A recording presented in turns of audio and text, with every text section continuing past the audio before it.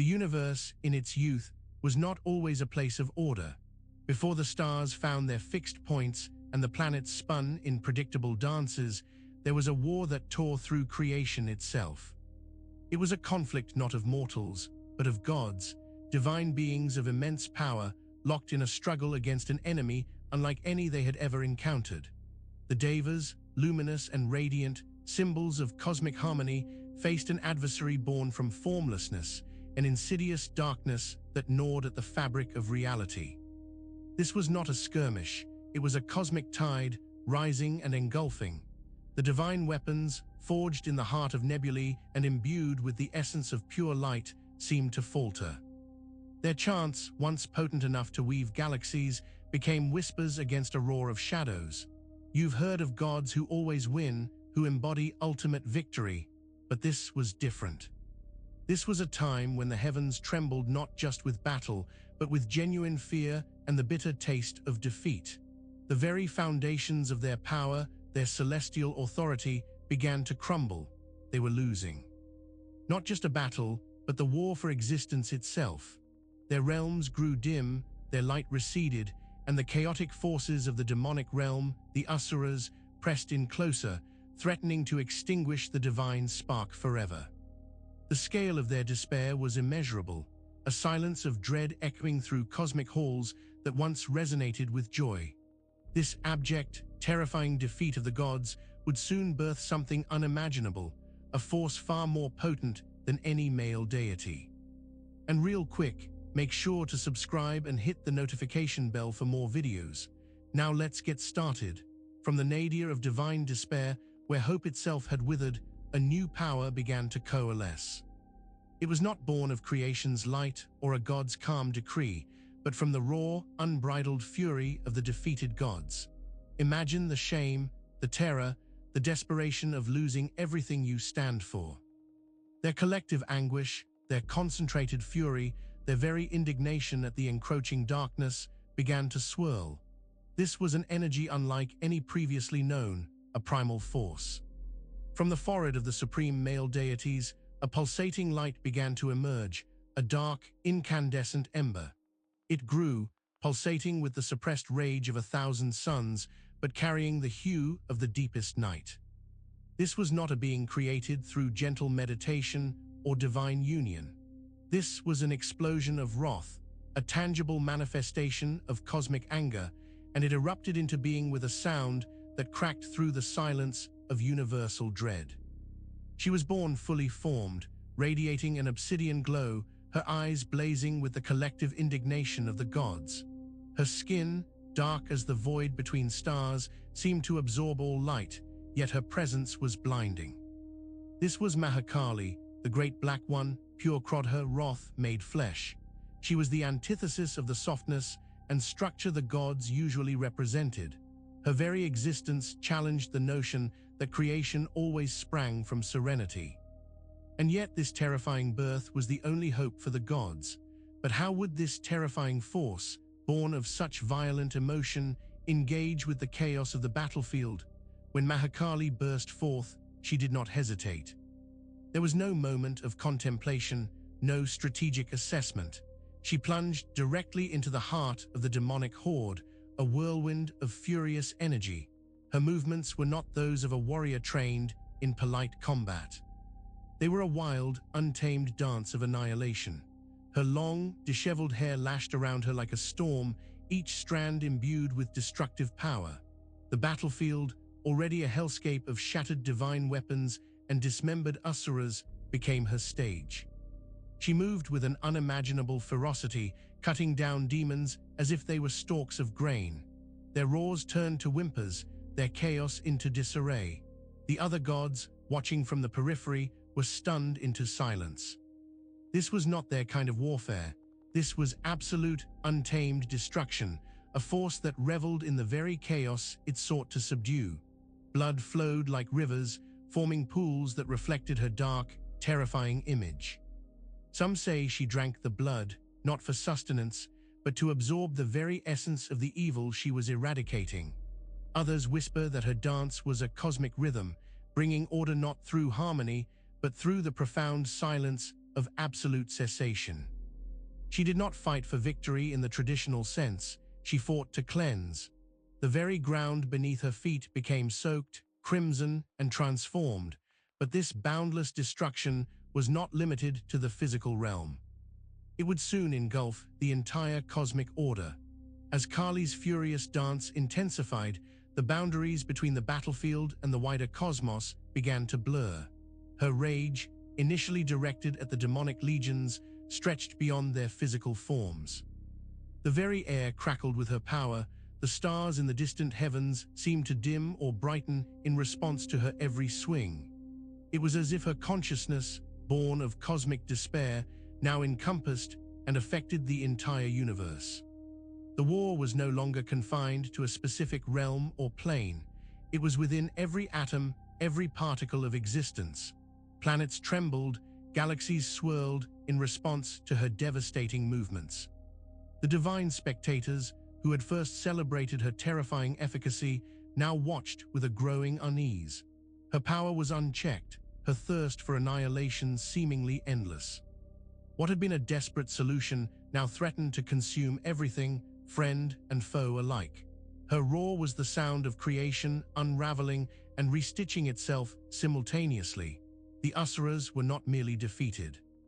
They were obliterated, their very essence dissolved into the void. But the momentum of her fury did not cease.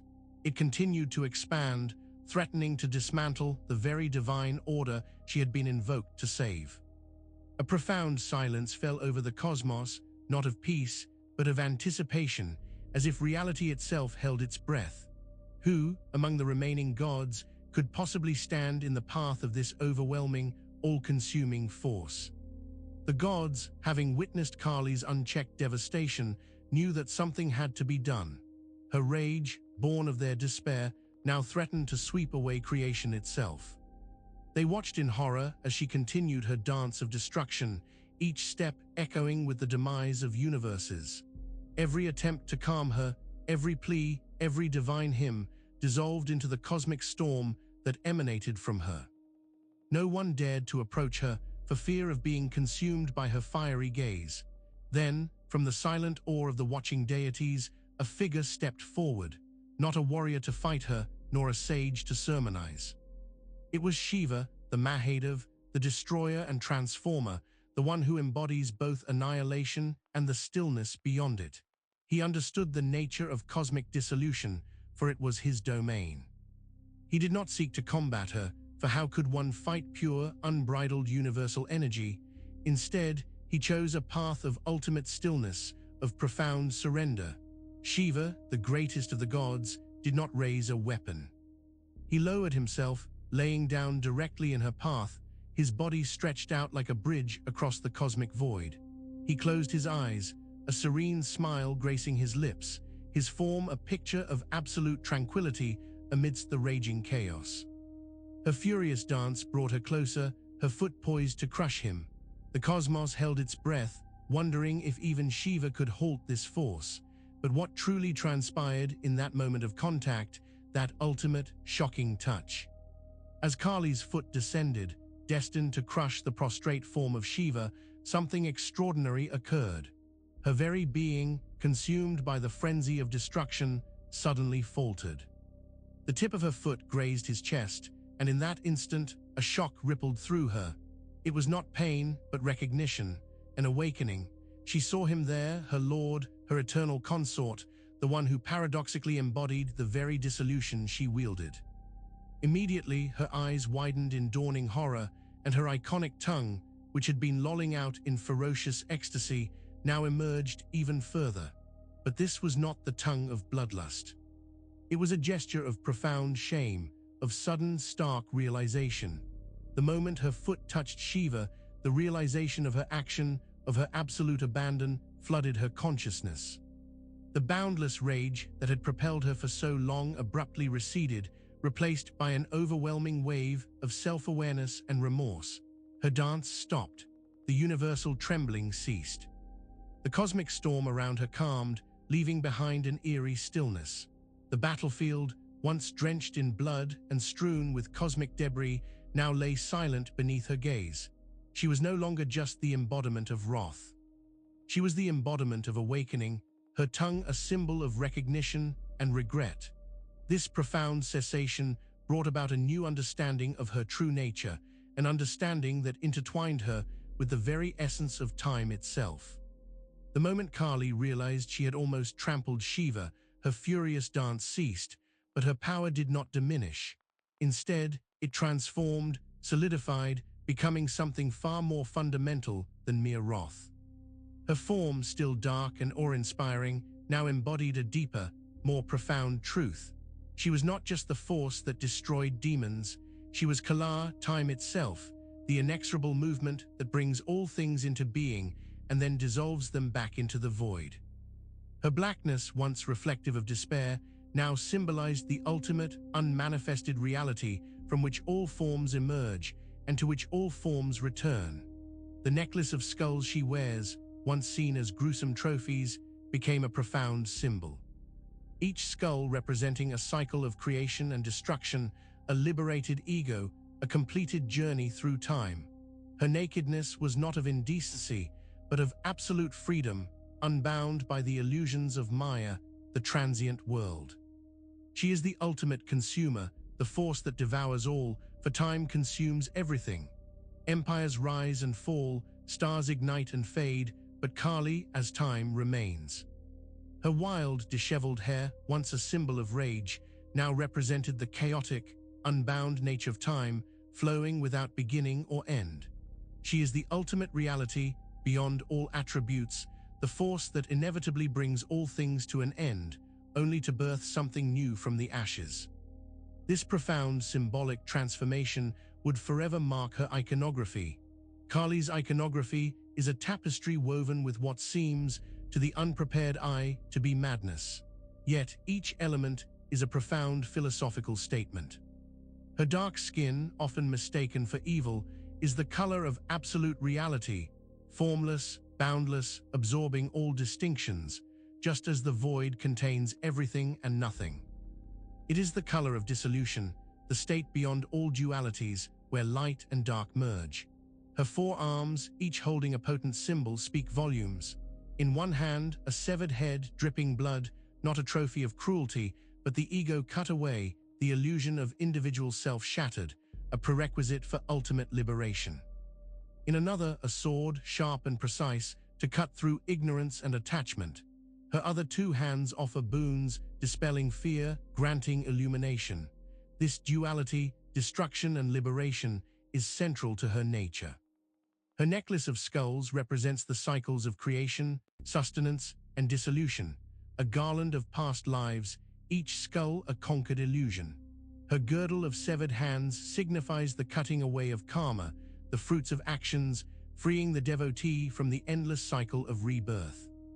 And her fierce, often terrifying face, the open mouth, the lolling tongue, is the portal through which the universe is consumed and reborn. These symbols are not for the faint of heart, yet they speak to a profound, liberating truth, one that demands a particular kind of devotion.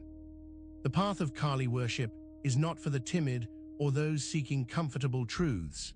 It is a path that confronts the raw, primal forces of existence, the uncomfortable truths of death, destruction, and fear. Her devotees do not shy away from the darkness. They embrace it, knowing that true light can only be found by facing the shadows within and without. Her shrines are often in cremation grounds, places where the veil between life and death is thin, where illusions are shattered by the stark reality of mortality. Her rituals are intense, sometimes unsettling to the uninitiated. They often involve offerings that symbolize the surrender of the ego, the cutting away of attachments. The aim is not to appease a gentle deity, but to invoke a profound transformation within oneself, confronting fear and transmuting it into courage, ignorance into wisdom. It requires a willingness to look directly at what terrifies you, to surrender control, to understand that life and death are two sides of a single coin. This worship is a profound act of acceptance, acknowledging that everything ends, that everything is finite, and finding liberation in that understanding. It is about dissolving the ego's boundaries, merging with the universal flow of creation and destruction. This profound, ancient practice prepares one for the confrontation with inner demons, much like she faced the ultimate demon, Raktabija. One of Kali's most pivotal battles after her emergence was against the terrible demon Raktabija. This Asura had a fearsome boon. Every drop of his blood that touched the earth would instantly spawn another identical demon, making him virtually invincible in conventional warfare. The gods, even Mahakali in her initial rampage, found themselves in a desperate situation. The more they fought him, the more he multiplied, an unending tide of destruction. His armies swelled, an unstoppable crimson wave threatening to overwhelm the cosmos. The divine warriors, once formidable, now faltered under the sheer weight of his ever-multiplying legions. It seemed no force could stop him, for every wound merely created more enemies. This was a battle against infinite reproduction, a seemingly insurmountable challenge that mocked all strategies of combat. But Kali, in her primal essence, understood the nature of radical solutions. As the gods watched in despair, she manifested a terrifying wisdom. Instead of striking, she opened her cavernous mouth, extended her colossal tongue, and began to devour. She swallowed Raktabija whole, not allowing a single drop of his cursed blood to touch the ground. And with each demon she consumed, she licked clean the very essence of their multiplying power. This radical act, this profound absorption of evil, transcended all notions of good and evil, revealing a deeper truth. Kali's victory over Raktabija was not merely a triumph of good over evil. It was a profound statement about the nature of existence itself, a revelation about the forces that govern the cosmos. By consuming Raktabija and his multiplying clones, she showed that true power lies beyond conventional dualities. She did not just defeat him, she absorbed him, incorporating his destructive essence into her own being, thereby neutralizing it. Her actions blurred the lines between destroyer and preserver, terror and salvation. She is the ultimate reality that stands beyond human judgment, beyond the limited concepts of moralistic good and evil. For creation to persist, destruction is necessary. For new life to emerge, old forms must dissolve. Kali embodies this relentless, vital cycle, the cosmic process that devours all that is stagnant, all that has fulfilled its purpose, to make way for the new. She is the one who liberates by utterly destroying the attachments that bind. Her terrifying form is not meant to inspire moralistic fear, but to shock one into self-realization, to confront the impermanence of all things. In her, the deepest liberation comes from the profound acceptance of death and change, revealing a legacy that echoes through countless generations. The impact of Kali, born from divine despair and forged in cosmic battle, reaches far beyond the mythical annals. Her image, terrifying and liberating, has resonated through centuries, informing spiritual practices, art, and philosophical thought. She is not a deity confined to ancient texts. She is a living presence, continually reinterpreted and understood in different contexts. From the tantric traditions of India, where she is revered as the ultimate reality, to modern spiritual movements seeking empowerment and liberation, Kali's influence is pervasive. She challenges conventional notions of divinity, inviting seekers to embrace the transformative power of darkness, dissolution, and the fierce mother who protects by destroying. Her devotees find in her not a cruel goddess, but a compassionate one who cuts away illusions, however painful that process may be. Her story is a reminder that ultimate power often emerges from the most unexpected places, from despair, from rage, from the very chaos that threatens to consume. She symbolizes the strength to face the unfaceable, to stand unwavering in the face of fear and destruction. And in her, we find a mirror reflecting the ultimate truth of existence, a truth that applies to every mortal life. Kali stands as the ultimate mirror, reflecting back to us the profound truth that all things must end. Every breath we take, every moment we live, carries within it the seed of its own dissolution. This is not a truth to fear, but one to embrace, for it is in understanding impermanence that we truly learn to live. She is the reminder that attachment brings sorrow and that freedom comes from letting go. Her fierce form urges us to confront our own mortality, our own fears of loss and change. For in accepting Kali, we accept the cyclical nature of existence, the dance of creation and destruction that governs every aspect of the universe, from the smallest atom to the grandest galaxy. Her symbolism, initially jarring, becomes a profound comfort for those who seek to understand the deeper realities of life and death. She is the wild, untamed energy that dismantles all that is false, leaving behind only the pure, unvarnished truth. The fear she evokes is simply the fear of our own impermanence reflected back, a fear she promises to transmute into liberation. Make sure to subscribe for more videos and hit that notification bell so you never miss a new video. We'll see you in the